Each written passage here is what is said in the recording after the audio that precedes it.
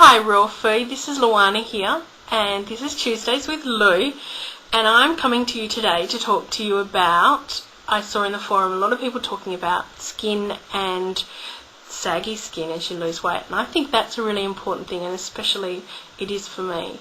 I'm finding that I'm losing quite a lot of weight now, and I have been for the last 5 months looking after my skin a bit more. And so I thought I would share with you what I do and why I do it.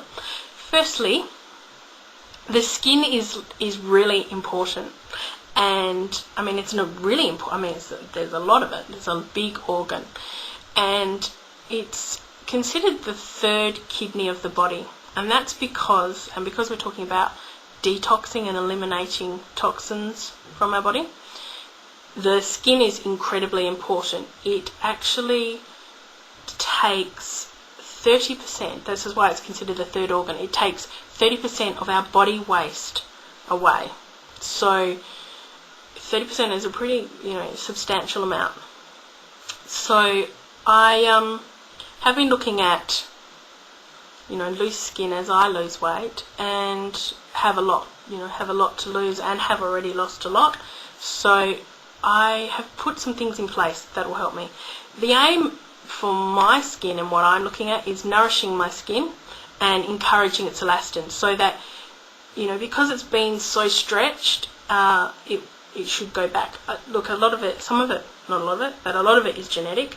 Some of it is genetic, but we can also do things externally and things that will promote the elastin and the collagen in the body, so that the skin might come back. They say that don't do anything brash like surgery or anything if you're thinking of doing that once you lose lots of weight, because it took you a long time to put the weight on, and 2 years after you reach your goal weight, you should think about, after 2 years of the skin, giving time for the skin to heal. And you put it on, it took a long time, so 2 years is not a lot to wait to see how it compacts and goes back. First thing that I do is I exfoliate daily. I do this with a body brush. This is a dry brush. I do this before I get into bath or a shower each day. I usually do it in the mornings. And you do little strokes, and what you're doing is you're also stimulating the skin, you're toning the skin, it's exfoliating, which is taking the dead cells off the skin, so you get this nice glow. It's freeing up the pores so that there's more, it's easier for the body to be able to eliminate waste from the body if the skin is clean, and by taking the cells off that have died, you're giving the body the best chance, and the body has the freshest skin to be able to do that. I use this each day. What you do is you body brush like this all over your body up towards the heart, because you're trying to also move the lymph fluid around. So that's one thing. These are natural brushes, and it's on a stick, so you can also do your back. And this is Andrew's one. He has a bit of a different one. Really important. And I've been doing that for about 20 years, and I absolutely love body brushing. The other thing, next thing that I do, is hot baths. I have, and try to, once or twice a week, to have a bath. I have this mud. Mud's really good for refining the pores, and there's 2 ways you can do it. You can either put the mud in the bath, which is like 2 or 3 ounces of mud in the bath, and then hop in. Really good for drawing out toxins out of the body because of the dryness of the clay. Good for refining the pores if you have enlarged pores on your face. Really good for oils, excess oils in the face and in the body, and rich, etc. You can either do it there's 2 ways to do it. You can either put it all over yourself and wait for it to dry and then jump in the bath, or you can just put it straight in the bath. And I just keep mine just stays like this, and I love it. I love clay. That comes from WA, so that's really cool. The other thing, you can also use salt, is another one. Sea salt, Himalayan sea salt, really good. Put about half a pound in a bath. That's also great detoxer. So that draws out toxins out of the body, relaxes and you can also put essences, any essences that you like in any of those, just to add another sense to it. But salt is a great natural cleanser, and it's really great for drawing out, and all of this is stimulating the body and encouraging elasticity in the body. My other favourite, which improves the elasticity in the body, the elastin and the collagen, and not only does it improve the skin, the texture of the skin, it also is really great for the skin's natural defences, aloe vera. And this is what aloe vera looks like. Can't cut this one up because this is for a friend. I just got it off my big plant.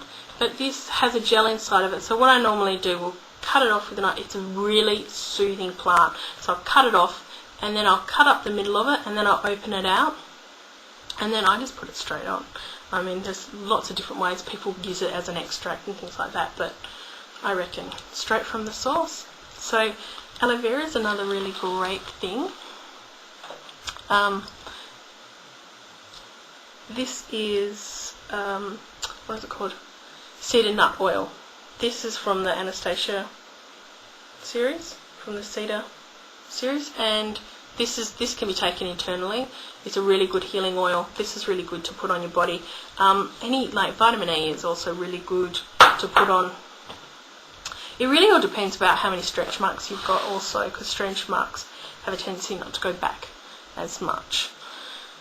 Another good thing that helps us is raw food. So things like cucumbers, tomatoes, avocados, olives, coconuts, they all help to improve the elastin and the elasticity of the body, the skin.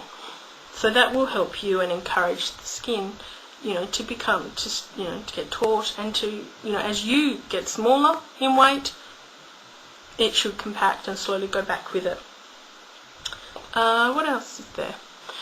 The other thing that I read about was to do with the fat content. It's really hard when you start to lose weight, and this is what I'm finding out, is this fat or is this excess skin? And it says it's really hard to tell the difference between fat and excess skin. And so a really good way to do that and to keep an eye on it is to use the scales, like at the gym, or you can go down to this, sometimes they're at the supermarket or the malls. They look at the percentage of fat in the body, and what you can do is start to look at what percentage of fat you have and start to work on reducing the composition of your body. So, reducing the fat and bringing up the muscle, and that will help with the skin. So you'll be able to, tighten the skin, and through exercise. Exercise is so good for the skin, because you're working the organ of the body, and the body's perspiring, and it's any type of cardiovascular workout is really great for the skin and improving, getting the skin to come back and be taut, and doing that, even exercise balls. I sit on an exercise ball here, and that's toning the muscles, and hopefully it's toning the skin up. I'm going next week. The other thing I get once a fortnight is a massage, and that's really great for eliminating toxins. And you know what, you can give yourself, it doesn't cost a lot, you can give yourself self massages, and if you have a partner or someone willing, you can ask them if they can massage you, and that will stimulate the tissues in the body, and will stimulate the lymph, and it will stimulate improving the tone of the body. Here I am, stroking myself as I do. And I get a massage every fortnight, and that's helping with not only the elastin in the skin, but it's also helping with the detox. So that's really it. Infrared saunas is another one. I haven't tried out. I am going to try out next week. So I'm about to run out of time. So that's really it from me, and blessings to you all, and I'll see you next Tuesday. And tell me below what you're doing. What are you doing to help with your skin, or do you think it's important? Or, if I haven't said anything, tell me something that, I haven't used. That would be really good to know, because it might even help me. So, hope you're going really well on your day 8, and I will see you next week. Bye, raw food.